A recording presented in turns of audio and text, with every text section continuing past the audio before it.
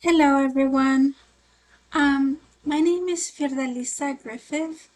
The date is October 10th, 2025, and the time is 5:51.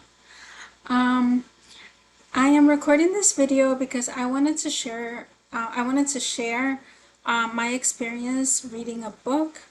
I actually I want to share my independent reading journey with everyone, and this is the first video. And the book that I am going to be speaking about a little bit is called Mind Games. My journey with reading has been a little bit complex. Suffice to say that I am so grateful for being able to finish a book now, to finish a book again in my life. So I'm just very excited that I got to finish this book called Mind Games. This is my first book. This is the first book that I read by written by author Nora Roberts. And I am so excited to begin my independent reading journey with a book by her, because Nora Roberts, she has so many books. She has so many books, and so I am someone who I like things that will that seem like they will continue, and I enjoy that. I like the continuity of that. And then with Nora Roberts, she has so many books, and it's just so if I decide that I'm going to continue reading her books, then there's gonna be so much for me to choose from. She has plenty of literature, so that is very, very exciting. I am going to be sharing a variety of books and styles and topics. So that's that with the type of books that I am looking forward to continue reading.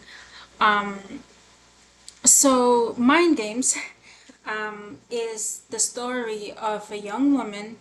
Her parents were killed when she was 12 years old. Thankfully, she has her younger brother, and she has her wise grandmother as one of the sources of support for her.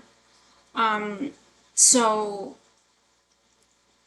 she has that, at least. Her her life has been marked a little bit by the brief interactions that she's had with the killer of her parents, who is now in prison. So I recommend this book to someone who has gone or who is going through like a lot of instability in their lives. And the reason for that is that the book has a has a lot of like has a steady emotional support system in place. A steady emotional support system in place.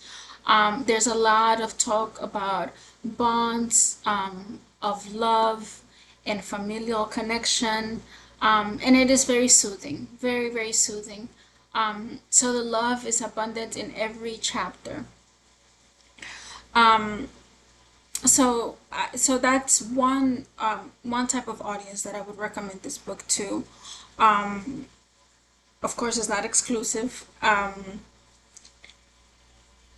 but that's just from my like understanding of what would feel therapeutic to someone.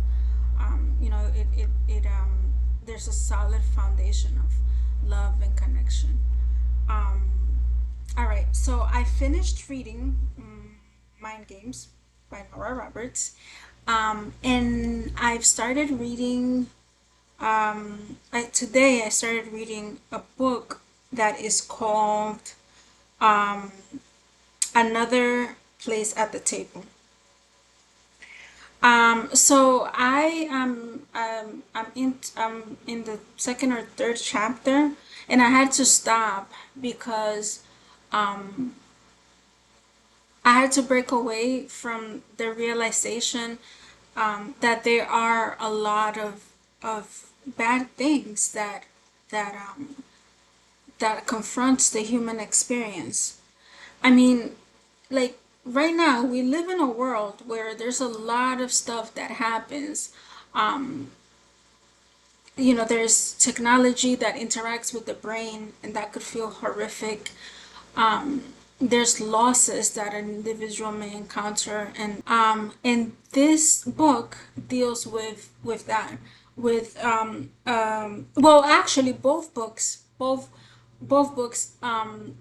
touch on topics that are painful in this current era, and have been cause of pain for a very long time as well. So, on a positive note, in both books, I have witnessed individuals taking a negative experience and turning those experiences into a source of light and betterment for the world. So that is very beautiful to read always.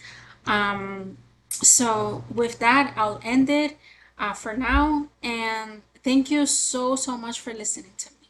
Have a wonderful day.